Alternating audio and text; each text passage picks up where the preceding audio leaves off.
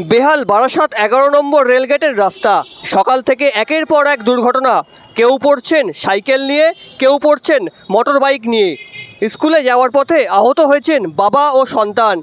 বারাসাত কৃষ্ণনগর জাতীয় সড়কের ওপর দিয়ে গেছে বারাসাত শিয়ালদা রুটের আপ ও ডাউন রেল লাইন। লাইন সংলগ্ন পিচ রাস্তা নষ্ট হয়ে যাওয়ায় যানবাহনের চাকা পিছলে যাচ্ছে রেল ট্র্যাকের পারাপারের সময়।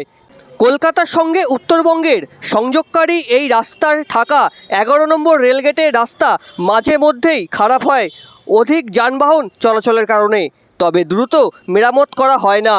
আজ দুপুর 1টার সময় সাংবাদিকদের মুখোমুখি হয়ে গাড়ির চালকরা কী বললেন আমরা শুনে নেব।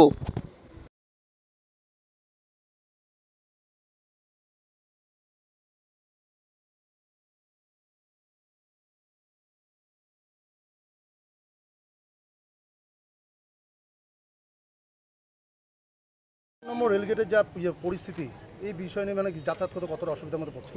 মানে হচ্ছে খুব সমস্যা হয়, গাড়ি নিয়ে মাঝে উঠতে খুব সমস্যা হয়, বিশেষ করে বাইকের সামনের চাকা স্কিড করে যায়, অ্যাক্সিডেন্ট হয়, রোজই ব্যাপার আছে, লেগেই থাকে কোনো না কোনো ব্যাপার। আজ সকালবেলা দেখা গেছে মানে মানে অনেক গাড়ি মানে পড়ে গেছে, পড়ে যাচ্ছে, গাড়ি পড়ে যাচ্ছে, মানে ডিসব্যালেন্স হয়ে যাচ্ছে। কী বলবেন রেল কর্তৃপক্ষ? মানে বলার কিছু নেই, মানে কী বলবো, রেগুলার কারেন্ট মানে হচ্ছে নিত্য জিনিস, এগুলো মানে লেগেই থাকে। কি নাম আপনার?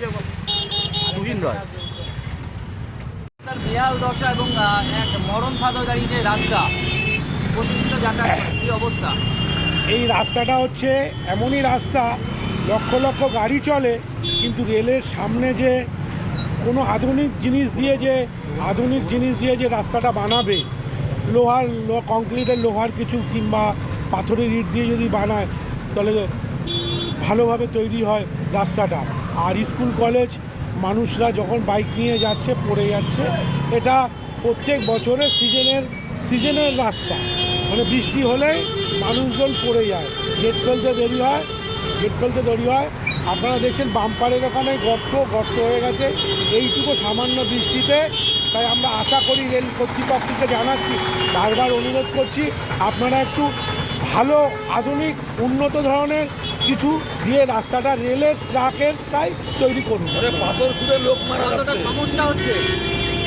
সমস্যা হচ্ছে গাড়ি স্লো হয়ে যাচ্ছে, ডাকবাংলা মোড় অবধি গাড়ি দাঁড়িয়ে যাচ্ছে, আর এদিকে কলোনি মোড় অবধি স্কুল কলেজে যেতে ছেলে মেয়েদের অসুবিধা হচ্ছে, সব পড়ে যাচ্ছে। পাথর ছুটে লোক মরতেছে, পাথর ছুটে ফুটে যাচ্ছে চারিদিকে, পাথর ছুটে লোকের গায়ে লাগছে।